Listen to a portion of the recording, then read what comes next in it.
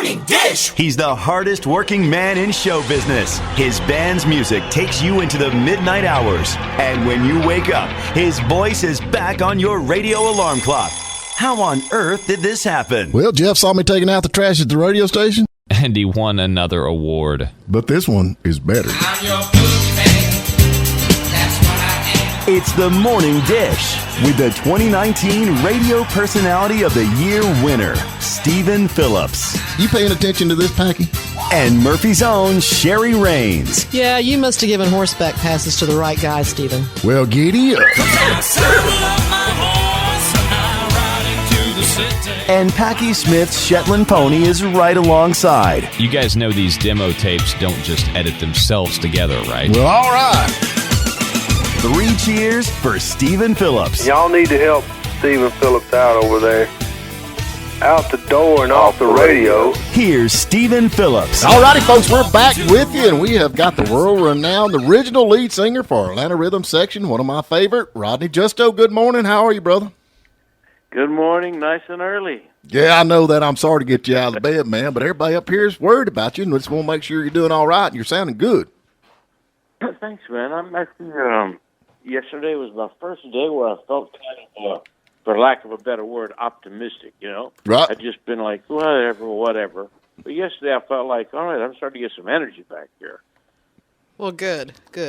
Well, you got a show coming up in a couple of weeks in Nashville, don't you? Well, yeah, Asheville, right. Then the week after that, we go to Minnesota and Cincinnati. So, I mean, I got like 30-something dates the rest of the year. Right. Well, I'm going to tell you. Which is a lot of work, by the way, in case it doesn't sound like much. Oh, it works 30 days a year. It's a lot of work, believe me. It's a lot of work. Yep, I guarantee it. But anyway, for those that do not know what we're talking about out there, we actually had the Atlanta Rhythm Section here in Hiawassee, and Rodney become under the weather, and they hauled you off to the hospital. So you're the first guy I ever know that drove like 700 miles just to go to the hospital.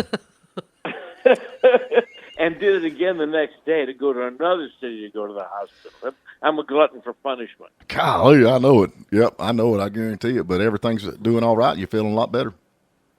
Thank you. You know, you were there to see the whole thing. And I have a really good memory of everything, but no memory about other things. You know, I can tell you that I don't know how it looked. I do know how I felt.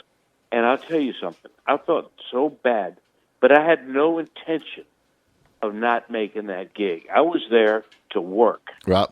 And someone said, we need to call in a doctor. And I must tell you, Hilda, who runs the place, when everything was going on, she looked at me right in my face, and I knew that she didn't care about giving the money back to the people, whatever problems it was going to cause. I just knew by the way she looked at my face, all she cared about was that I was going to be okay. Yeah. I know everybody. And I think everybody felt that way. Yeah. Everybody. Yeah, thank you. It was really, especially looking back on it now, it's over. I do remember a lot. Mm-hmm. The 2 EMT guys came. Their names were Taylor and Allen. Right. They came and made a very compelling case to me. I couldn't argue with them. You know what I mean? Normally I would say, hey, I can do it. But the way they looked at me and said, you're going to the hospital. I went, yes, sir. Yeah. Well, that was the thing, right? You know, the whole time we were back there, we were like, Rodney, are you okay? Are you okay? Are you okay? And you're like, I'm fine. I can do this. I'm fine. I can do this, you know. And of course, everybody's in there like, there's no way that you're going to be, because, I mean, you were really, you felt terrible. You could tell you felt terrible. I mean, it was just, and then when they called the EMS, which is, I think everybody had a sigh of relief when they got there. And it was very, very bizarre. But, you know, I spoke with Hilda. She wants to have us back. And I must tell you, and I sent her an email. I'm listening to the audience while Orleans is on, and they were so responsive. Mm-hmm. And I thought about the various times that we have played there in Hiawassee. And believe me, I'm not being, I can't think of a good word, but I'm not, the crowd there is so responsive and so appreciative. We've played there by ourselves. We played there with Pure Prairie League. We played there with Molly Hatchet. And every experience has always been great. Right. So we look forward to going back there. Well, I know one thing. When they hauled you off the hospital, I know everybody's worried, but that's when the chaos began because everybody in the band was like, okay, who's singing what song? What are we going to do? Because everybody knew their guitar part, but nobody knew the vocal part. But, yeah. Do you know that I dreamt about that last night? I'm sure they are, too. I bet they And Steven was over on the side going, pick me, pick me, pick me. I know every word to every song. It is so funny because we set up a certain way, and I dreamt last night that everything was backwards. And David, who's to my right, was all the way to the left. And we started playing songs, and I couldn't hear David. Right. We're doing Homesick, and there's some other crazy lick being played. I'm going, how do I know to sing this song if the lick is totally different? Right. Steve was to my right playing an acoustic guitar, and Lee, the keyboard player, was going to play bass. And I'm going, what the hell is going on here, man? But this is what I dreamt last night. Oh, crazy dreams. Yeah, that's something else, man. I'm telling you. But them guys really, I mean, honestly, I know it's kind of mixed emotions for you with them singing your part, you know. But well, the mixed emotions came when I'm in the hospital, and people are being nice. They're texting me saying, hey, the guys went on. They're doing great. You'd be so proud of them. I'm going, I don't know if I should be so happy they're doing this great without me. I told someone that a classic case of mixed emotions is your mother-in-law going off of a cliff in your new Mercedes. Oh, yeah. We've all been there, man. That's terrible. Yeah, we've been there. I guarantee it. Golly. You know, it doesn't matter what happens. You got to make the best of it. I bet Dr. Gerard, who was at the hospital, is a really cool guy. He's kept in touch with me since I left the hospital. We're talking about music, talking about cigars, you know. So you never know what life's going to throw at you, man. You just got to make the best of it. Yep. Yeah, I thought it was kind of funny, though. They was up there, and they're like, well, you know, Rodney always tells you the history of this song. We really don't know it, but we're going to sing it anyway. So they went. Well, I was really overwhelmed that they went on and really sound. And listen, the overwhelming part is the audience was so supportive. Right. It's like most people are going, what the hell? I didn't come here to watch these guys do that. Yeah, but you're up here in a small town where people actually care about each other. Yeah, and that's the thing about it. They did a great job, and you know, it was. I know they were really freaking out, no doubt. I mean, I think everybody was because I don't know the words. I don't know the words. We were downloading words as hard as we could go. Well, that and everybody's worried about Rodney too at the same time. They had Rodney on their mind, or had you on their mind. Thanks for bringing that up. Finally, you know? They weren't just worried about the words of the song, Rodney. They were worried about how you were doing. Yeah. So. And then after the show, they were like, you know, we did pretty good, you know, and we could cut this check 4 ways instead of 5. Steven! No, I'm just kidding. Most bands are bands. You know, it's a business. You do this, you do that. Right.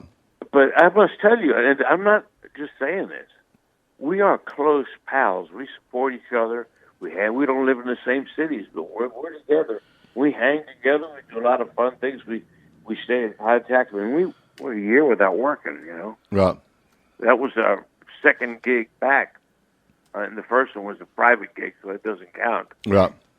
That was going to be our first gig back, and we were so happy to see each other, you know. And just like I said, we're lucky. We're truly pals, you know. We watch out for each other. Well, now, one of the this is about last year before the COVID hit, or however long it's been.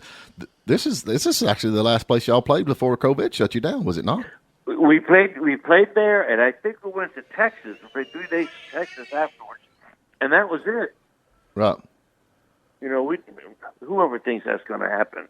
You know, 2020 was going to be our biggest year since the glory years. You know, we had more dates for more money. Right. You know, on top of that, you know, we worked hard to change from being a band into an act. You know, so it was going to be a great year for us. Then COVID hit. So, you know, that's life's lessons. You know, you got to, I shouldn't say be prepared, but one of my favorite things, I know, a team of wrestlers here in Tampa posted something on Facebook once that the quote is, whether you think you can or whether you think you can't, you're right. Well, you know, so I think about that all the time. So I try to make it, I think I can. There you go. Yep, I'm with you on that 100%. Right? Mm-hmm. Yep. And I'm glad you're doing better, man. You sound a whole lot better. I guarantee it. Thanks. Like I said, I'm just now. It sounds crazy. It's probably been 10 or 12. What is today? Thursday? Don't ask me, almost man. 2 weeks. Yeah, it's really 2 weeks.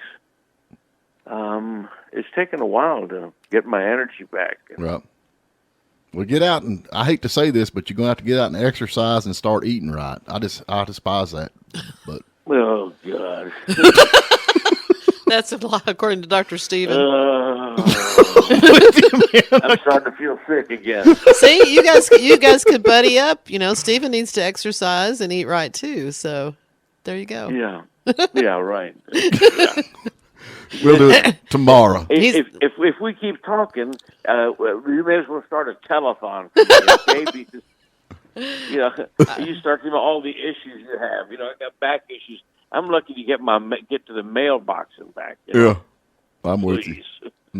Start exercise. Oh my God. Rodney, man, you are absolutely one cool dude, but we appreciate you getting up and talking to everybody. I know everybody want to hear from you a little bit up here and see what's going on. So, well, thanks to both of you for reaching out. I'm very appreciative. It's always nice to think that somebody gives a damn. Yeah, I'm with you on that. We care about you. We just glad you're feeling a little better and hope that you get to the next show with no problem. Well, I look forward to getting back. I can't wait to look to the audience and say, now where were we? Yeah, there you go. Well, we might cruise up there. Asheville ain't that far from here. We might cruise up there and holler at you a little bit. Scream at me. I will. Well, I'll be the guy back in the back hollering, "Free bird!" Oh, yeah, like I haven't heard that one before. All right, Rodney, you take care, man. All right, thanks. Bye-bye. All right. Thank you for spending a little time with us. And remember, you can tune in every morning at WJULradio.com at 8 a.m. Eastern. And please subscribe to our YouTube channel and like us on Facebook, The Morning Dish.